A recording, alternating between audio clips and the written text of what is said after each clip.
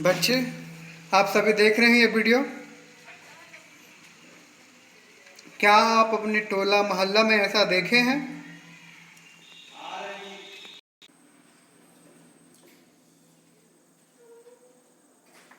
बच्चों, ऐसे भी बच्चों को देखा होगा।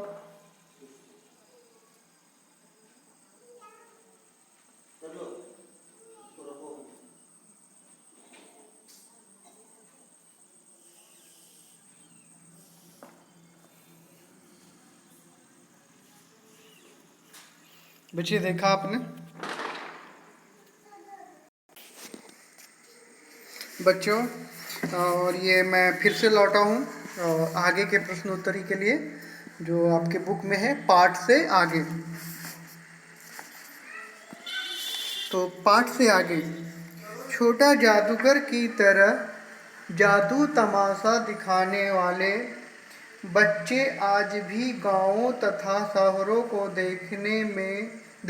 शहरों में देखने को मिल जाते हैं। आपका ध्यान ऐसे बच्चों की ओर निश्चित गया होगा। ऐसे बच्चों को देखकर आपके मन में क्या विचार आते हैं? बच्चों, ये प्रश्न आपसे पूछा है और आप इसका जवाब लिख सकते हैं। और मैं इसमें मदद कर सकता हूँ कि इसका जवाब ये होगा कि ऐसे बच्चों ऐसे बच्चे को देखकर हमारे मन में विचार यही आते हैं कि क्या ये बच्चे स्कूल नहीं जाते होंगे। दूसरा, क्या इनके मम्मी पापा गरीब होंगे। तीसरा, क्या इनके के पास कपड़े पहनने के लिए पैसा नहीं होंगे। चौथा, क्या इनके को कॉपी किताब पेन खरीदने के लिए नहीं होंगे। इत्यादि इत्यादि आपके मन में जो विचार आता है आप लिखिए। प्रश्न 2, बालक को आवश्यकता ने कितना शीघ्र चतुर बना दिया। यही तो संसार है। इस पंक्ति को प्लास्टिक चूनते हुए, खेल तमाशा दिखाते हुए बच्चों से जोड़कर देखा जा सकता है। बच्चों, इसके पहले मैंने वीडियो दिखाया है, आप इसको आराम से समझ सकते हैं। क्या आपको ऐसा नहीं लगता कि वे अपने बचपन खोते जा रहे हैं? इन बच्चों के लिए क्या किया जाना चाहिए? और अपने विचार लिखिए। हाँ बच्चे, ये सभी अपना ये उम्र से बहुत चतुर बन जाते हैं। बालक को आवश्यकता ने चतुर बना दिया है बहुत जल्दी। बच्चे तो बनेंगे, लेकिन ये बहुत पहले ही बन चुके होते हैं बच्चों। तो कहना यही होगा कि वे इन बच्चों के लिए क्या किया जाना चाहिए। तो ऐसा किया जाए तो सबसे पहले तो इन सभी बच्चों के माता पिता को समझाना होगा कि बच्चे को स्कूल भेजें, और सरकार को ऐसी कार्य करनी होगी कि बच्चे पढ़ सके। उनके समय के अनुसार बच्चे को पढ़ाया जाए, और उनके समय के अनुसार बच्चों को पढ़ाया जाए। और उनके मम्मी पापा की जो स्थिति है, घर की स्थिति परिस्थिति, उनको सरकार को समझना होगा कि कोई गरीब ना रहे। इतना इतना बहुत सारी बातें होती है कि ये बच्चे क्यों समझदार रहते हैं। इनके परिवार में कोई नशा करता रहता है या कोई समझदार नहीं होता है। तो ये सब इन बच्चों के लिए यही मतलब कि सरकार को उनकी घर की स्थिति, बच्चों की स्थिति, पढ़ाई लिखाई की व्यवस्था, और इनके घर की व्यवस्था, इनको स्कूल की व्यवस्था, इनको कॉपी कलम की व्यवस्था, इनको उचित माहौल देना इत्यादि करवाया जा सकता है। बच्चों, आप इसके बारे में लिख सकते हैं। अनुमान एवं कल्पना, अपनी कल्पना के आधार पर बताइए कि छोटा जादूगर ने इतनी कम उम्र में जादू कैसे सीखा होगा। तो इसका जवाब है कि कैसे सीखा होगा, आप ही सोचिए कैसे सीखा होगा।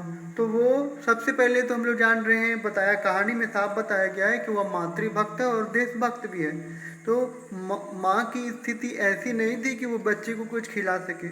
तो भूख होगा, भूख तो माता का भूख और खुद का भूख देख के बच्चा कुछ पैसा कमाना सीख चाहता होगा, और उसके लिए क्या कलाकारी किया जाए। यह बच्चे काफ़ी स्वावलंबी है और अपने से करना चाहता है। वो इधर देखता होगा कि कैसे मेला में देख रहा है, कार्निवाल का मतलब होता है मेला।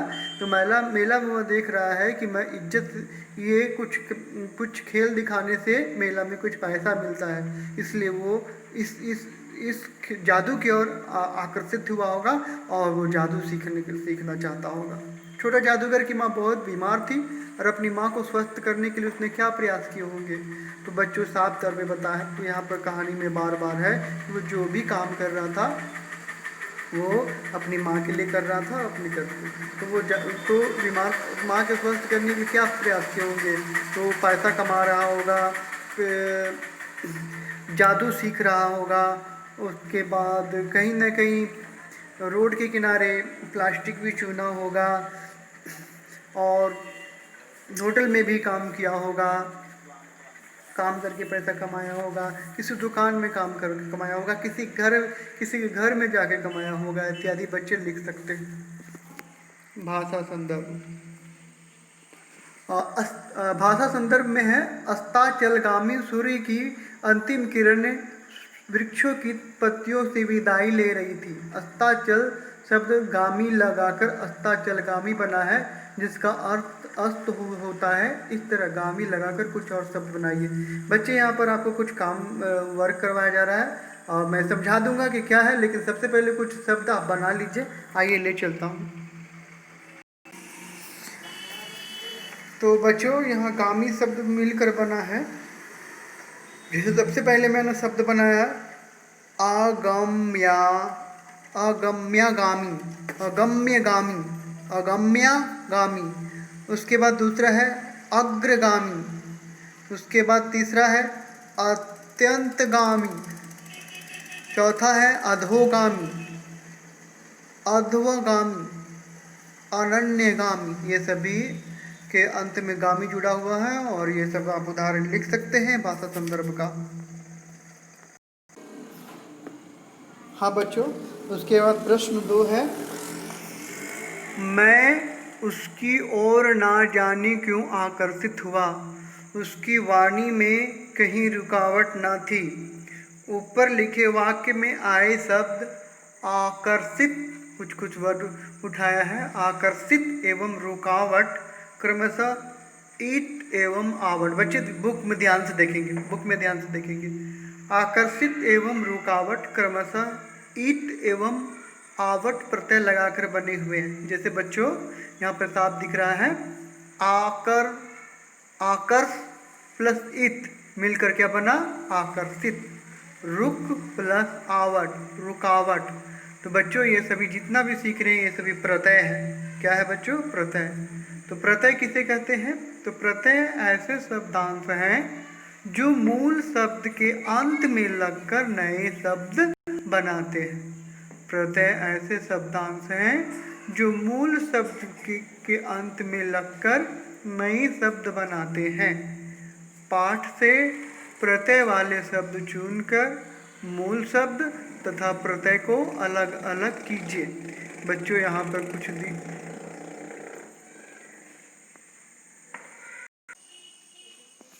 बच्चों आप इस प्रश्न को करेंगे, ऐसे वर्ड को ढूंढेंगे जिसके लास्ट में जो मूल शब्द के अंत में लगता है। जैसे आपका 2 उदाहरण दे दिया है, आकर्षित और रुकावट। उसके आगे बढ़ते हैं।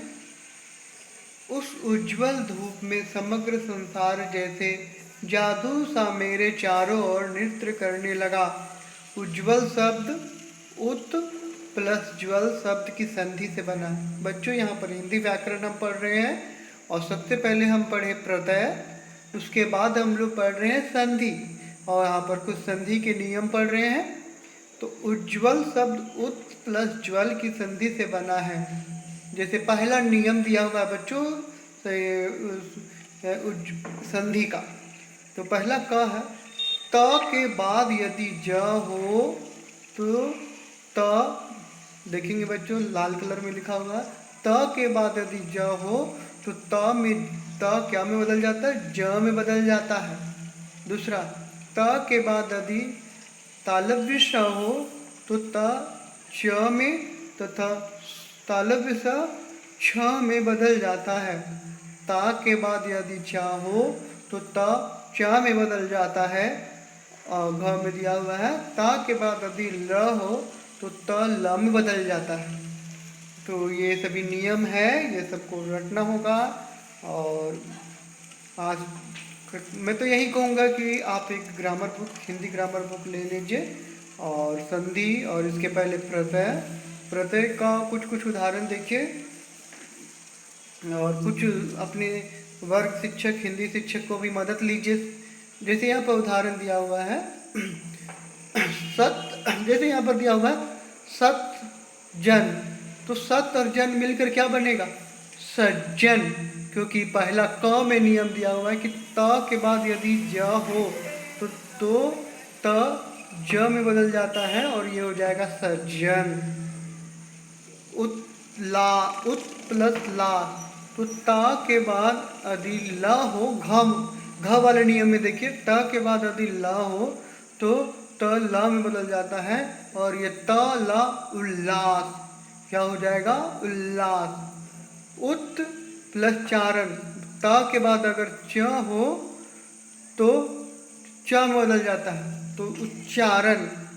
उत्लेख, तो त और ल, त और ल का मेल हो तो ल में बदल जाएगा और उल्लेख। उत और श्वास, तो त और स का उदाहरण हो तो छ में बदल जाएगा और इसका जवाब होगा उच्छ्वास, उच्छ्वास। तो बच्चों ये कंप्लीट हुआ, थोड़ा सा शॉर्ट हो गया है वीडियो, तो आप इसको ध्यान देंगे और अपने शिक्षक से भी एक बार क्लियर कर लेंगे। और कुछ करने के लिए है तो होटल में काम करने वाले बच्चों या ठेले लगाने वाले बच्चों को जीवन पर एक अनुच्छेद लिखिए और अपनी कक्षा में प्रस्तुति कीजिए। बच्चों मैंने बहुत दिखाया आपको, और हिंदी प्लीज हिंदी ग्रामर का बुक में ये सभी डिटेल में पढ़ें। और ठीक है बच्चों, मैं अगले पार्ट में लौटूंगा। आशा है कि आप इस सप्ताह खूब अच्छे से इसको पढ़ लेंगे।